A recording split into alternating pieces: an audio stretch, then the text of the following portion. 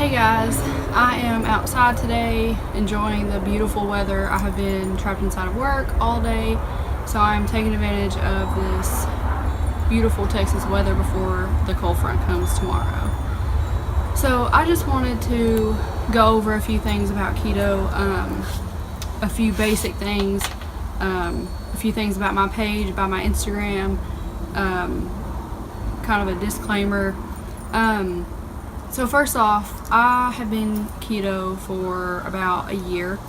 I lost most of my weight, probably about 25-30 pounds within the first 3 or 4 months. I was very strict, never cheated within those 4 or 5 months. And then the holidays rolled around and I really started slacking. I definitely could have already been at my goal weight if I wouldn't have started slacking and not taking it as serious as I should have been. But things happen, life happens, and here I am starting over, and I have been completely 110% keto since January 1st. The holidays were just really hard for me, even though my family does keto. My dad is already to his goal weight, so he's kind of just maintaining. He has carb days more so sometimes, so the holidays were an exception. We didn't have much that I could choose from, and then I just let it go. I only gained about 5 pounds back, but the thing about keto is that you don't just lose weight. It's no bloating, no feeling tired after a meal, it's just, I can't even express how different you feel. I can eat a burger, fries, a Coke, and I feel, y'all know how I feel, how you feel if you eat all those carbs, all that sugar. It just makes you feel so blah, You feel bloated, you feel tired, you feel miserable, you just feel like you overate, even though it could have not been a lot of food. With keto, you can eat a huge keto meal and you don't feel bloated, you don't feel tired, you actually feel I always feel very slim after my keto meals. I still feel good, I don't feel tired, I actually have energy. It's just overall better. There's more benefits to the ketogenic lifestyle other than just losing weight. There's a lot of more benefits. It originally started to treat epilepsy and helps with diabetes, it helps with blood pressure, and then a bonus is just weight loss. So not only does it, is it great for overall health, it also helps you lose weight. I probably would consider myself dirty keto. There's such thing as clean or dirty keto. Clean is more so someone who doesn't just pay attention to carbs, they pay attention to ingredients, don't eat processed foods at all, won't eat anything if it has one ingredient that they're not supposed to have in it, which is totally fine. Maybe if I would have started out that way, I could have stuck to that way, but I just have always been dirty keto, which means if something says 0 carbs, but it has, canola oil or something like that in it, I will probably still eat it. I don't eat that kind of stuff every single day. I try to stay away from it, but on occasion I will. And I can't even say occasion, most of the time. A lot of stuff that I do buy or have, it is sometimes has ingredients that most people would, or a lot of keto people wouldn't eat. That's the same with Atkins meals, is dirty keto. Halo Top ice cream is dirty keto. Anything like that is considered dirty keto. So when people were asking me, on my pages and stuff, like what can I have, what can't I have, first things first is you have to decide what you want to do. I have seen people be successful on dirty keto, successful on clean keto. I personally haven't seen anyone be unsuccessful on either, but it is probably possible that your body may not do as well on dirty keto. That's not for me to decide. I do fine on dirty keto. I have been successful on dirty keto, so that's what I will continue to do. But before I can tell you what you can and can't have, you have to determine, what am I going to do? Am I going to eat stuff that's in the ingredients that I shouldn't have, or am I not? Am I going to be super strict? Am I not? So that's the first thing. So when people are, message me like, what can I eat? What can't I eat? Sometimes there's not an answer, because you have to determine that on your own first. Okay. Another thing that I really want to talk about that I get asked a lot is, do you track your macros? No, I don't.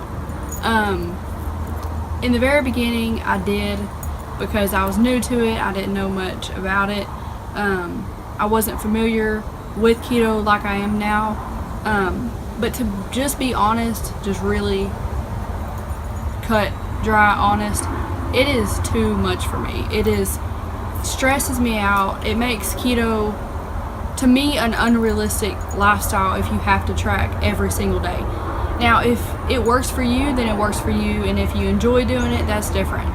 But personally, my schedule is a little too hectic to have to stop and track something, or it doesn't work for me. So I do not track macros. I am a year into it, so for the most part, I can, and it sounds crazy, but some people can maybe relate to me. I almost track it in my head. Like, I keep in mind, how many carbs have I had, how much fat have I had, and how much protein have I had. I guarantee you, if I did track my macros every day, if I started right now, they would not be perfect, because this is working for me, to not track and to just rough estimates of my macros. That may not work for you.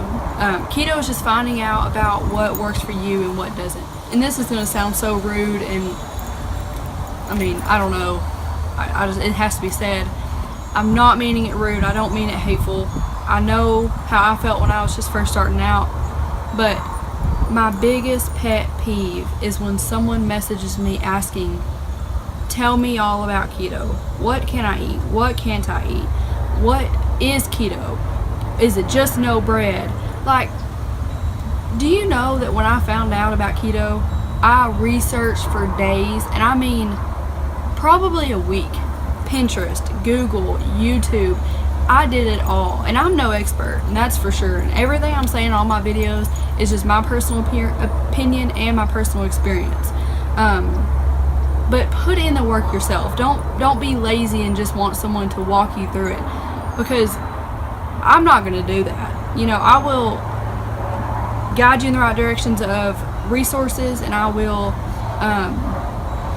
help you along the way as best as I can, but I'm just not going to walk you through it, and tell you step by step what to do, when I know good and well there are plenty of resources on the internet to help you get started, and I get it's uncomfortable, it's unfamiliar, I get that, but put in the work yourself first, and then I will be more than happy to help you. That is why I'm here. That's why I have this Instagram, this YouTube, this Facebook.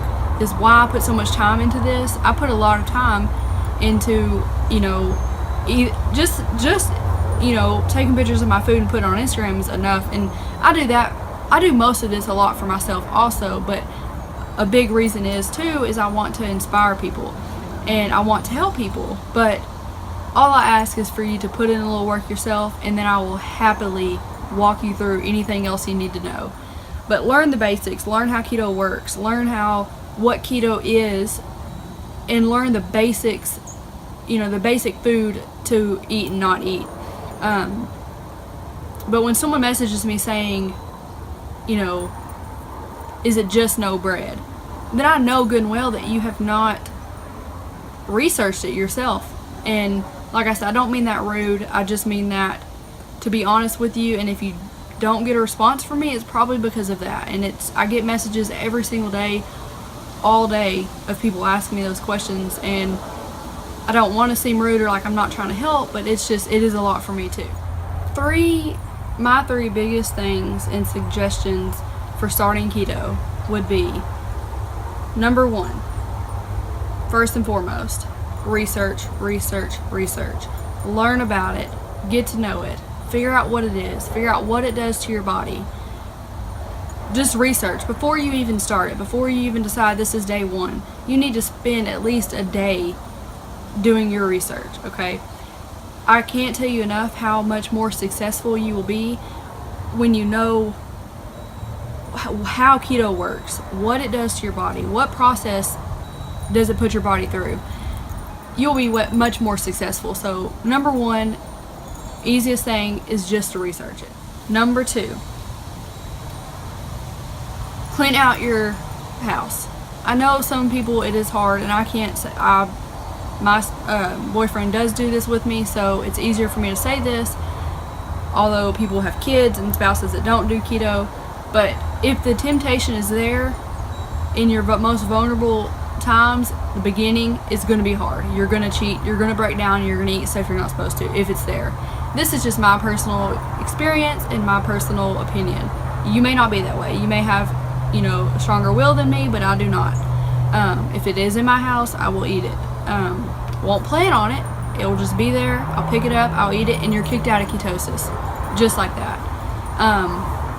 So I would definitely clean out stuff that you can, either if you do have children, if you do have a spouse that doesn't, want to do keto, then y'all need to talk about that and figure it out. But in my personal experience, it is not good for me to have food in my house that I'm not supposed to have.